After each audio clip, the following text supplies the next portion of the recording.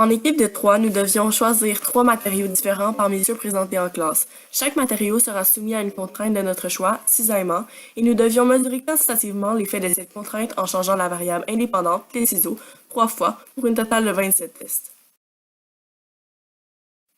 Nous pensons que parmi les ciseaux, les pinces coupantes et l'exacto, les pinces coupantes seront les plus efficaces et pourront couper nos matériaux, maçonnite, carte-mousse et coroplaste, plus rapidement que les 2 autres outils, puisque ceux-ci sont plus robustes et résistants.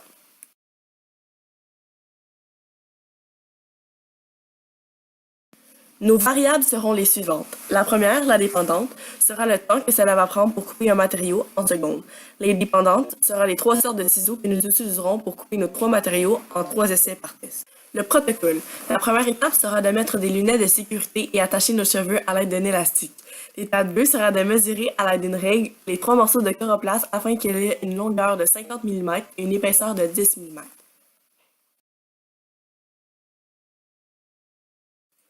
L'étape 3 sera de couper un morceau de coroplaste sur la longueur à l'aide d'une paire de ciseaux et chronométrer le temps à l'aide d'un chronomètre. L'étape 4 sera de noter le résultat. L'étape 5 sera de répéter les étapes 3 et 4 2 autres fois pour s'assurer de la validité de nos résultats. L'étape 6 sera de répéter les étapes 3 à 5, mais à l'aide de la pince coupante. Et l'étape 7 sera de répéter les étapes 3 à 5, mais à l'aide de l'exacto. L'étape 8 sera d'effectuer les étapes 2 à 7 avec du carte-mousse. L'étape 9 sera d'effectuer les étapes 2 à 7 avec de la maçonnite. L'étape 10 sera de ranger le poste de travail et c'est fini. Test 1.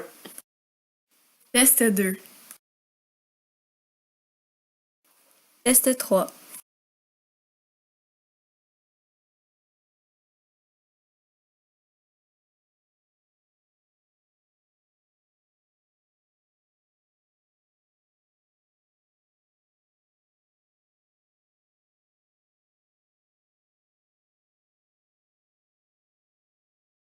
L'analyse. À la suite de nombreux tests, nous avons pu constater que chaque outil est plus vite avec un certain matériau selon sa résistance.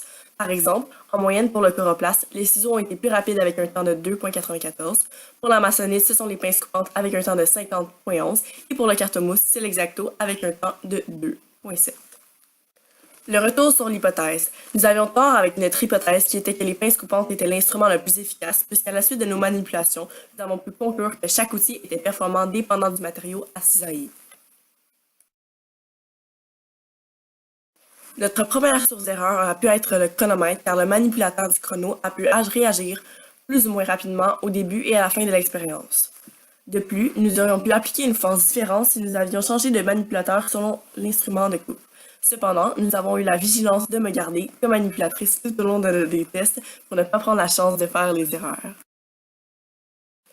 Pour ce qui est des améliorations, la première aurait été d'avoir un plus grand choix de matériaux et d'outils. La deuxième serait d'obtenir plus de temps en classe pour effectuer le projet. Et la troisième, pouvoir effectuer plusieurs contraintes pour développer nos connaissances générales sur le sujet.